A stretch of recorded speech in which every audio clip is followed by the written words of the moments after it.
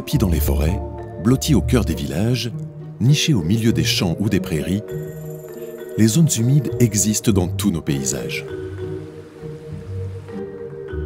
Situées à la croisée de deux mondes, entre terre et eau, les mares sont des systèmes complexes qui regorgent de vie. En ces lieux souvent cachés des regards indiscrets, se développe une multitude d'espèces animales et végétales.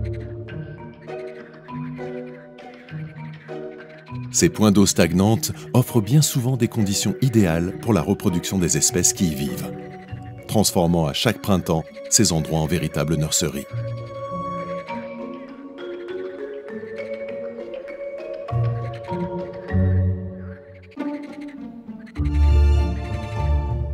Au sein de la mare, chaque espèce a sa place.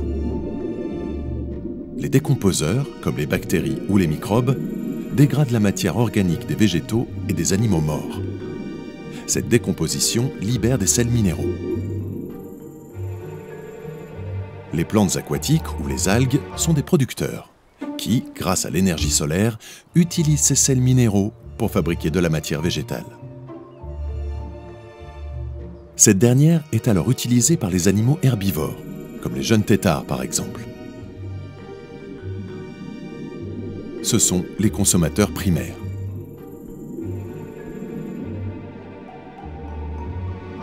Puis arrivent les consommateurs secondaires, comme la notonecte ou le triton par exemple.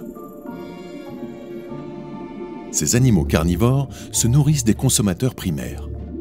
Ce réseau trophique sera opérationnel si, et seulement si, tous ces protagonistes sont présents dans la mare, formant alors un écosystème stable, susceptible d'évoluer à chaque instant. Cet écosystème si fragile peut être perturbé par de nombreux facteurs, comme l'arrivée d'espèces exotiques envahissantes. La grenouille taureau peut consommer de nombreux têtards de grenouilles autochtones, surtout si elle arrive dans la mare au moment où ces derniers éclosent. Ce qui va faire chuter considérablement le nombre de consommateurs primaires, et donc déséquilibrer le fonctionnement de la mare. Le Xenoplis, quant à lui, apprécie entre autres les invertébrés aquatiques aux têtards et autres consommateurs primaires. Cette surconsommation des ressources alimentaires nécessaires à l'ensemble des consommateurs primaires va engendrer de la compétition entre eux pour l'accès à la nourriture, les poussant ainsi à quitter la mare pour survivre. Enfin, la grenouille taureau et le Xenoplis peuvent aussi transporter avec eux des pathogènes, comme des champignons microscopiques, responsables d'une maladie appelée chytridiomycose. Ce champignon va libérer des zoospores dans l'eau, qui peuvent ensuite s'accrocher à la peau d'autres amphibiens. Une fois infectés par le champignon, les individus entrent dans une phase de léthargie, s'accompagnant souvent d'une desquamation importante de la peau, pouvant mener jusqu'à la mort. Se forment alors des zoosporanges, qui produiront de nouveaux zoospores. À leur tour, elles se propageront dans l'eau pour infecter d'autres amphibiens. L'arrivée d'espèces exotiques envahissantes n'est pas la seule menace qui pèse sur les mares. La pollution, le réchauffement climatique ou encore la destruction et la fragmentation des habitats peuvent aussi perturber l'équilibre fragile des écosystèmes. L'impact des espèces exotiques envahissantes est plus important dans des milieux dégradés.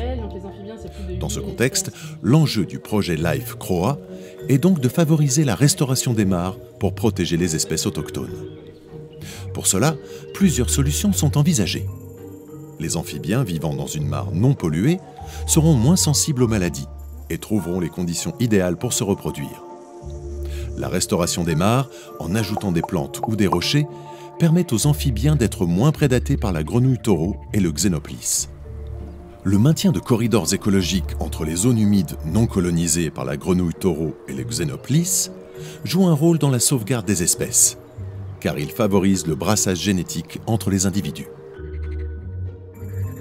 La conservation des mares est donc un enjeu pour la nature. Les recherches du projet LIFE CROA permettent d'avoir une vision globale des solutions envisageables et ainsi protéger les écosystèmes plutôt que les espèces elles-mêmes.